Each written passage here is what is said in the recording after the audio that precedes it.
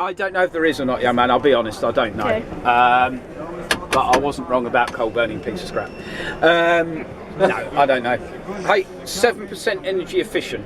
That's all. That's all. Out of every 100 blocks of coal, only 7 actually do anything. Right. So, what does everything do? What does everything do? Right, from the beginning, on the left, you have 2 brake handles. The one on the left of the long black handle, that's the loco brake. That will only apply the brakes on the loco itself. The one in front of that with the big handle, well, that's the train brake. That will apply the brakes on the loco and whatever it is I'm pulling at the time. Hopefully, providing you've got the pipes connected. Right, from the left there, we've got the air gauge, the first big round circle on the front. That indicates how much air is currently in the engine. As you can see, there is absolutely sweet nothing, okay? But on the, if in normal terms, that would look like about 10:15, as in the one on the left, the main res, would be around 8.5 to 10. The one on the right, the other system, main res pipe that's mentioned on there, that would be at around 15:15, like that. So around the, if I get it right, around the sort of 6-7 mark. Okay, that'd be fairly normal for that. On the right hand side of that, we've got the individual bogie brakes. You know, that determines how much air is actually in each bogie. Now, not the big green ones either. If because I can isolate brakes, I can have some brakes on the left, I can have some brakes on the front and the back, I can isolate them in either way. If I isolated bogie number 1 and we're at the number 1 end, so the one underneath is brake number 1, I would get nothing. If I applied the brakes, I would get nothing on the left, but I'd get something on the right.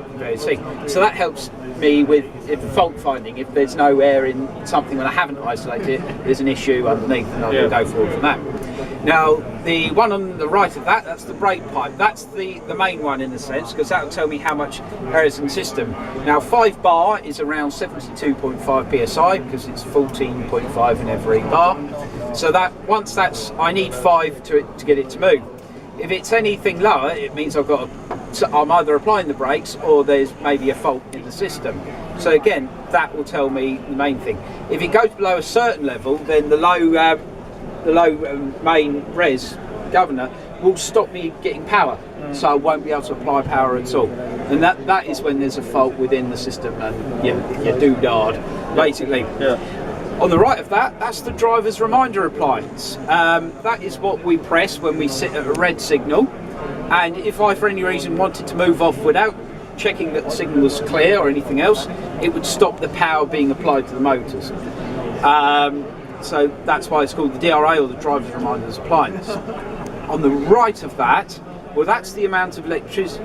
Sorry, that's the speedo. Sorry, I get it right. That's speedo. That obviously tells me how fast I'm going. As you can see, luckily, it says 0. Now, on the right of that, that's the amount of power that's being generated, because in basic terms, the motor doesn't actually move the train. The motor generates the power for the engine, if you like, generates the power for the motors. Now they are the ones that's the thing that moves it. Now that will tell me currently how much power is being generated, and as you can see, that is in amps. So that's 2,000 amps, 4,000, 6,000, like that. If I got to 10,000, I'd be flying with sparks going behind me. So that tells me how much power. And again, if there's a problem, I may have more power than I should. I may have more amps than I should have. I may have less, depending on if there's any issues. Parking brake, well, that luckily is the steering wheel behind me, and that will tell you how much that's physical, putting the brakes on without any air. So it tells me to on and off. ETS on and off, well, that's the supply. That will basically work your heating, your lighting, and the air conditioning, say on the trains if you're on them. That will put it on and off. ETS on, the light shows. It shows my heating is on. Those are fault lights for it. Again, no self-explanatory. If there's a problem, those lights will shine, and obviously there's an issue. The big red button, well, that's for trains that we don't talk about. If there's any issues, you can find everything out on the internet. I'm just not allowed to tell you about them. But basically, if they have an issue, and considering the current climate where there are so many unfortunate problems, and there was another problem last night in Munich, bang, and people know about it. So there we go. The off, high, low and medium, that's not my personality. Okay, that's my heating plate. So if I've got a billy can, you can actually do quite a mean meal if you've got the time, like that. So that works on there. Now, up above, the one with the telephone and these, they're down for the units. This engine's been modified to be compatible with electric units. So, and ones that have Delta couplings at the front. Yeah. So, because this used to be a Pendolino adapted engine, this now will not work with a Pendolino because the couplings at Pendolinos and Voyagers are at a certain height.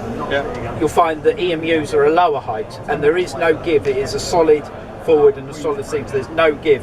So they had to modify some of them, and basically the ones of these that were yellow, they dropped the coupling height, so these are now compatible with units without the need for a barrier wagon. Yeah. And on the left, those are the braking stages, because most brakes on units are what they call 3-step, and that will tell, those lights shine up when I'm obviously in step 2 or the equivalent of, because obviously I haven't got notches or physical steps on mine, but basically the big handle, if I move that,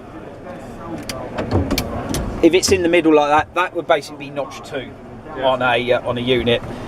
That would be notch 3, and that would be looking for a new job. Oh. Yeah, or singing to St. Peter, whichever way you want to look at it. Right, right. Let's see. Up above there, we have all our heating and our lighting switches that tell us everything. Self-explanatory. Compartment lights is referred to inside the engine. Okay, foot warmer is down by his feet, and we've got cab heaters which are would be burning your bottoms either side of that. Demister, just like a car, gets rid of the mist. Tail lights on or off. That obviously operates the red lights at the back. Instrument lights refer to all of these. Okay, so when we're in the tunnel, we still are able to see. Okay, cab light, that's these 2 lights here, and that one there.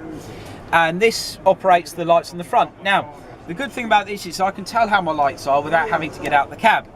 Now, we have day settings, which will activate the headlight on this side of me, and my 2 white lights here. Right, young man, like that, which should be that one and those 2, and that one up there. The night lights reverses the headlight to there. The red lights are those 2 there, so I can tell how my lights are doing without ever having to get out the cab. Yeah. Which is good, because if they don't work, those lights don't work because they're all on the same circuit. If there's a problem, those lights up there simply won't do